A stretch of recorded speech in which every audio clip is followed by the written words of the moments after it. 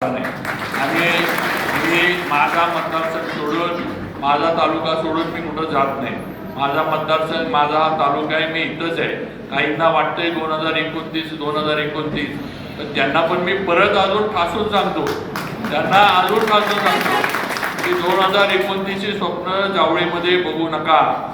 शेवटी या मतदारसंघांच्या पुनर्रचना करणारा सगळ्यांचा एकच बॉस आहे, त्याचं नाव देवेंद्र फडणवीस आहे. त्यामुळं कसे मतदारसंघ करायचे ते आम्हाला चांगलं माहिती आहे. तुम्हाला सोय करून पाहिजे असेल तर मला येऊन भेटा.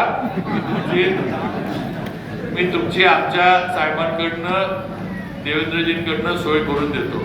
पण गरज नसताना मला जर डिवचलं आणि माझ्या जर नादाला लागला फोन तर मी सुद्धा छत्रपतींची अवलाद आहे, लक्षात ठेवा.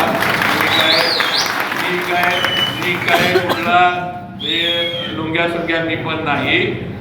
सदाभाऊंनी सांगितलं, आता सदाभाऊंची मला वाटतं थोडी माफी आम्हीच मागितली पाहिजे सातारकरांनी, कारण भाऊ म्हटले ती वस्तुस्थिती आहे. पहिल्या निवडणुकीमध्ये सदाभाऊंच्या विरोधात 36 गावातनं मतदान करा म्हणून आबोसे महाराजांनीच करायला लावलं आणि तिकडनं आम्ही राष्ट्रवादीला ताकद देऊन ते आता आमच्यावरच बोलायला लागले. त्या नेत्यांना आम्ही निवडून आणलं. आता ठीक आहे भाऊ, झाली चूक आमची त्यावेळेला आमच्या वडिलांची, काय करायचं. आता वडील नाहीत पण आम्ही आता त्यांच्या वतीनं मी माफी मागतो की पुढे जाऊन असं आमच्यावरच गेम होणार होती हे आम्हाला पण कुणाला माहीत नव्हतं. की ज्यांना आपण साथ देतोय, ज्यांना आपण सत्तेत आणतोय ते 5, 10, 15 वर्षानंतर आपलाच काटा काढायची भाषा करणार आहेत हे आम्हाला माहीत नव्हतं. पण झालं आता आम्ही पक्ष म्हणून पवार साहेबांवरचं त्यावेळेचं प्रेम पक्षाची निष्ठा वगैरे या सगळ्या गोष्टी आम्ही मानून केलं. पण आता काय जाऊ दे.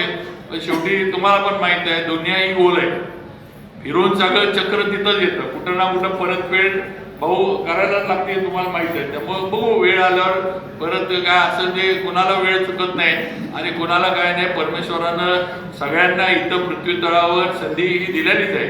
आज ना उद्या कोण ना कोण जे म्हणजे सुपात आहे ते जात्यात येतं आणि जात्यात आहे ते सुपात असं आहे. त्यामुळं कधी ना कधी कोण ना कोण कुठं ना कुठं सापडतं. आणि म्हणजे इथं पण भाऊंनी सांगितलं, पण भाऊ एक सांगतो की बरंच इथं पण काय ठेकेदार म्हणून ओरडून गेले. तिकडं केळझरच्या सभेत पण ठेकेदार म्हणून ओरडून शेवटी कामं तर कॉन्ट्रॅक्टरच करणार नाही, शेवटी कॉन्ट्रॅक्टरच करणार. पण भाऊ एवढं तर आहे, माझ्यावर कुठंही किंवा माझ्याबरोबर असणाऱ्या सहकाऱ्यांवर कुठेही मार्केट कमिटीच्या संडासमधनं पैसे खाल्लेला तरी आरोप नाही, आरोपपत्र पण नाही. हे समोरच्यांवर तर चौकशीत ना अक्कर आहे. मी खोटं बोलत असतो तर सांगा बाबा खोटं बोलताय म्हणून.